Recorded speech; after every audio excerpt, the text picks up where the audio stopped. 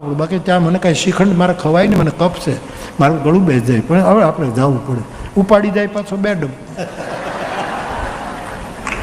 હા, રાખવું પડે, હામાવાળાને રાખવું પડે. કથા બેઠી છે મોરારી બાપુની, બાએ આમંત્રણ આપ્યું છે, માડીએ જગુભાઈ આખા વિસ્તારને આમંત્રણ આપ્યું છે, એટલે કથામાં જવું પડે, એક દિવસ આંટો મારવો પડે. બાકી કંઈ ઘણા લોકો ખાલી શોભામાં વૃદ્ધિ કરવા જ આવે છે, પણ તમે શોભામાં વૃદ્ધિ કરવા માટે નથી આવ્યા, તમારી શોભા દેખાડવા આવ્યા છો કે અમારા હૃદયમાં આસ્થા, તમારી અસ્મિતા તમે દેખાડી, એટલે આટલી સંખ્યામાં તમે સાંભળી રહ્યા. કેવા શાંત બેઠા છે બધા, બોલો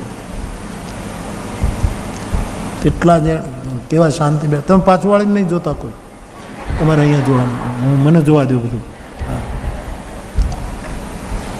આ તમારી શોભા છે, શાસ્ત્ર તરફ તમારો સદભાવ અને શ્રદ્ધા છે. અન્ય છે. હું વારંવાર કહું કે હું જ્યારે શિક્ષક હતો, ભણાવતો હતો સ્કૂલમાં, પ્રાથમિક શાળામાં, 40 વિદ્યાર્થી મારા વર્ગમાં હોય, એને હું આટલા શાંત બેસાડી નહોતો શકતો.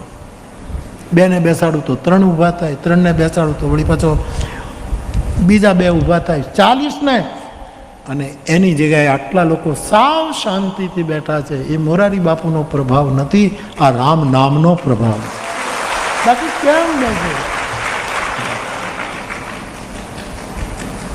નાના નાના છોકરાઓ, નાની નાની દીકરીઓ બધા શાંત બેઠા છે. નહીતર કેટલું સમજાતું છે નહીં, પણ બધા શાંત બેઠા. એને ખબર છે કે શાંત થવું હોય તો અહીંયા થવા જેવું છે. કેટલી એકાગ્રતાથી તમે બેઠા છે. તો ગણેશને એમ લાગ્યું કે બધા નીકળ્યા છે હરીફાઈમાં, તો આપણે જવું જોઈએ.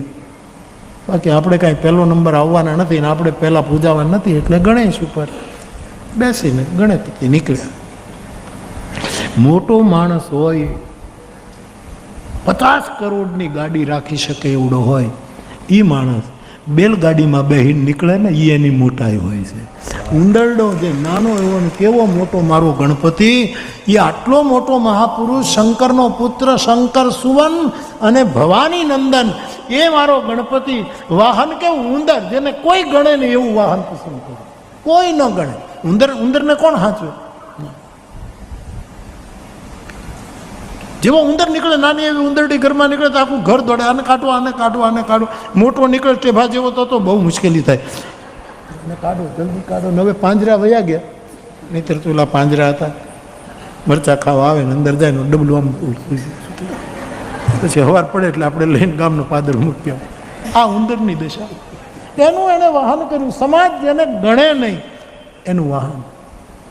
હવે ઉંદર બહુ છે જ નહીં, કારણ કે ઉંદરકામા માણસોએ સ્વીકાર્યા છે. મનુષ્યોએ ઉંદરકામા જે શરૂ કર્યા છે, એકાબીજાને કાપવાનું, એકાબીજાને નિંદા, દ્વેષ, એટલે ઉંદર બહુ ઓછા દેખાય. નાની નાની ઉંદરડી દોડતી હોય તો જોવાનું બહુ મજા થાય.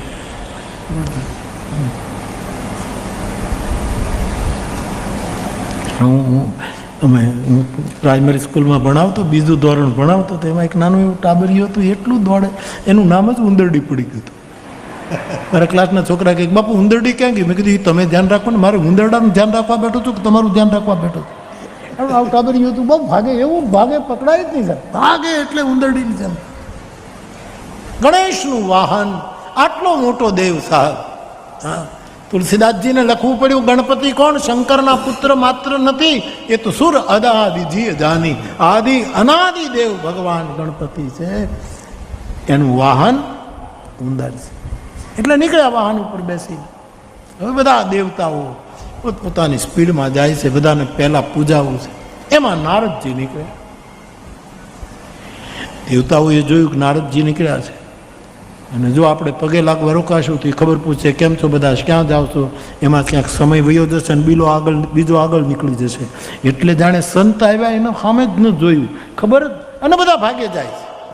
એક મારો ગણેશ જે વિવેકની મૂર્તિ છે, એને થયું કે નારદ જેવા સંત આવે છે, પોતે ઊભા રહી ગયા, પ્રણામ કર્યા. બાપજી, ગણેશને નારદજીએ પૂછ્યું કે આ બધા શું, કેમ ભાગે છે બધા? તો કે પ્રથમ પૂજ્ય કોને ગણવા એના માટે આ બધું હરીફાય છે. અચ્છા, મારે તો જોડાવવું પડ્યું એટલે જોડાવવું પડ્યું, બાકી આપણે કાંઈ આમાં કાંઈ આપણે પહેલાં મારે પહેલું પૂજાવું નથી, આ તો જવું પડે. એ વખતે નારદજી બહુ રાજી થયા અને કીધું કે ધરતી ઉપર હું રામ શબ્દ લખી આપું અને તમે એની પરિક્રમા કરી લો. એટલે રામમાં સમસ્ત બ્રહ્માંડ આવી ગયું, ખાલી પૃથ્વી નહીં, સમસ્ત બ્રહ્માંડની પરિક્રમા તમે કરી ગણાશે અને જગતમાં તમે પ્રથમ પૂજી નહીં ગણાશે. એ રામ લખી અને ગણપતિએ જ્યાં પરિક્રમા કરી સાહેબ, અને પ્રથમ પૂજ્યત નામ પ્રભાવ. માટે ગણેશજી આજે કોઈ પણ કાર્યમાં આપણે પહેલા એને પૂજીએ છીએ, પહેલા ગણેશ ભગવાનની પૂજા કરો. તો રામ નામનો મહિમા ગણેશજીએ જાણ્યો છે. ભગવાન શિવ રામ નામને મહામંત્ર સમજી નિરંતર 24 કલાક રામ મહામંત્રનો જપ કરે છે. આદિ કવિ વાલ્મીકીજી મરા મરા બોલ્યા અને શુદ્ધ થઈ ગયા. પાર્વતી સહસ્ત્ર નામનો પાઠ કરે, એમાં ક્યારેક ઘર કાર્યમાં મોડું થાય, એક દિવસ